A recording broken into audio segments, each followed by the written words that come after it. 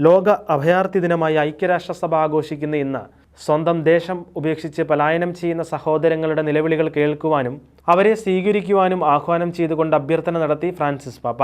വത്തിക്കാനിലെ വിശുദ്ധ പത്രോസിന്റെ ചത്തുരത്തിൽ നടന്ന പൊതുകൂടിക്കാഴ്ച വേളയിലാണ് പാപ്പ അഭ്യർത്ഥന നടത്തി സംസാരിച്ചത്.